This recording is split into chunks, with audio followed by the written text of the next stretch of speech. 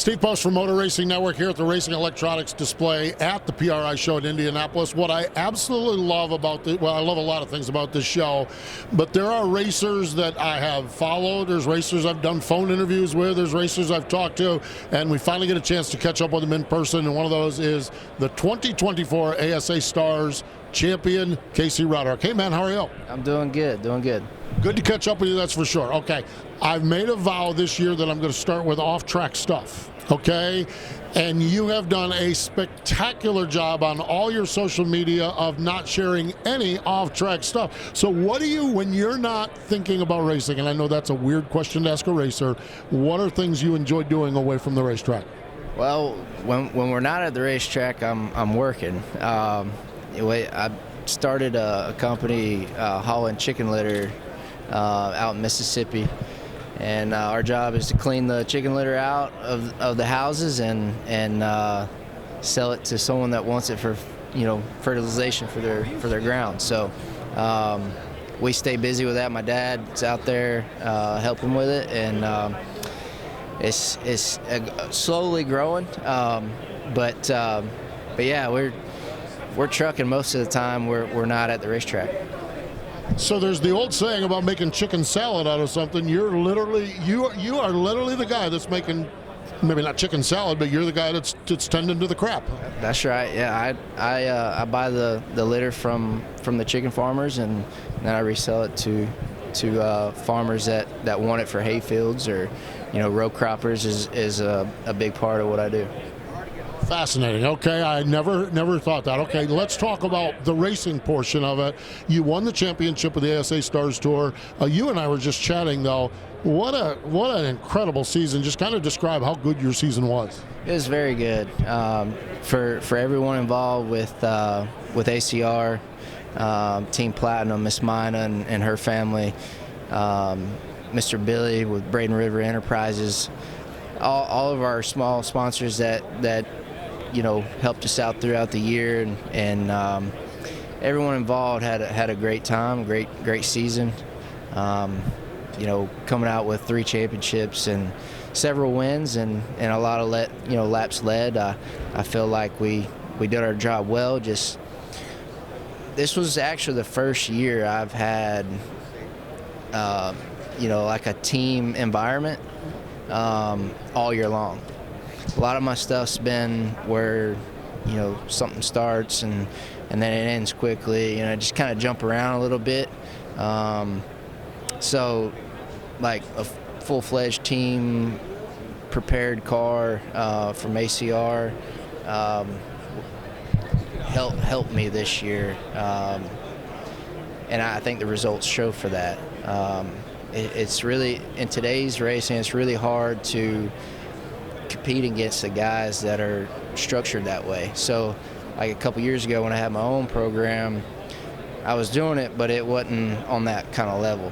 And I saw writing on the wall real quickly that, hey, this is getting a little out of my league, as far as, because I was starting a company then too, so that's taking all my time. So me coming home, doing a 12-14 hour day in a truck, and then having to work on a race car too, it doesn't mix very well. So the opportunity arose 2 years ago with Anthony at the Snowflake in 2022, and I ended up leading every lap of that race pretty much. I think Derek Thorne edged ahead of me there on one lap, but it's just ever since ACR started putting cars in the field for me, I've done very well, and I want to keep that deal going. Just it's all about the mighty dollar right now. No doubt, it really truly is. It's really challenging as far as that goes. One of the things I noticed, and I follow along with some super late model racing to some degree, and I actually did the Winchester 400 last year for the pay-per-view thing. You talk about the level of professionalism and the level of detail on these teams. I work in the Cup garage all the time. I work Xfinity truck. It is not a big step down with the level of detail and everything that you're competing against, and now competing and taking to the track with you. Right. For sure, that style of preparation and that style the way they structure their programs is trickling down into super late model racing. You see it on dirt, and it's becoming really a big thing in asphalt super late model racing right now. Between your Campies, your Wilsons, and the Rackley War Group, they all have great programs and are fielding awesome race cars right now. So I'm glad we were able to edge ahead of all those other guys. I mean that's huge for ACR and myself, right? So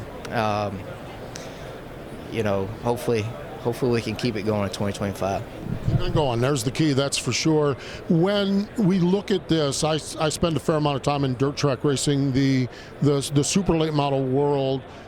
Just big picture, we just come off the Snowball Derby last weekend, which is obviously the marquee event.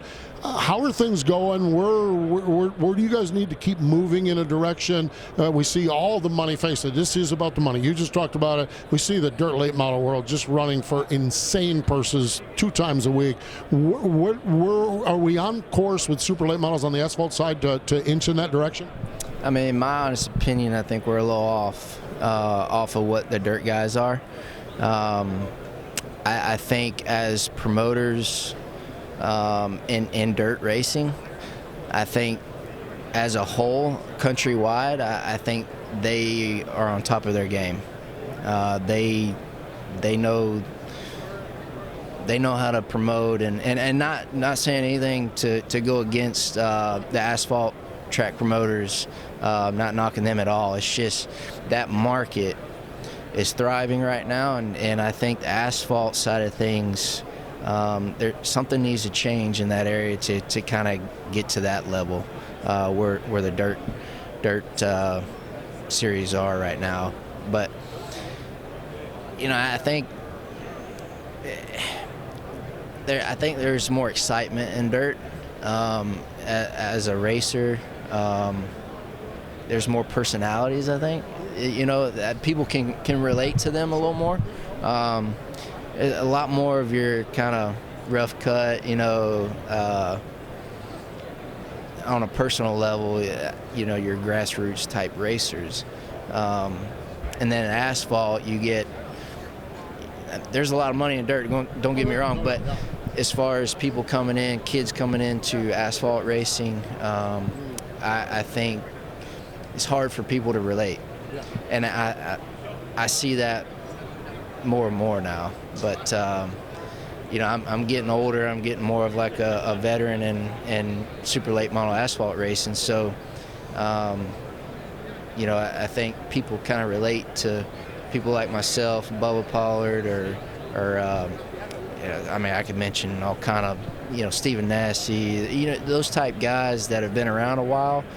You kind of, as a fan standpoint, you kind of build a relationship with those drivers, and so I just see different things here and there with the dirt side that I wish asphalt could do better on. I agree. As someone that loves both sides of it, and I do a lot of work with sprint car racing on the dirt side, and it's fascinating to me to watch the dynamic, and I respect and appreciate your perspective on it. As we roll through, we get the PRI show out of the year, we get the holidays out of the year. Where are you set up for next year? What's the game plan as far as next year goes?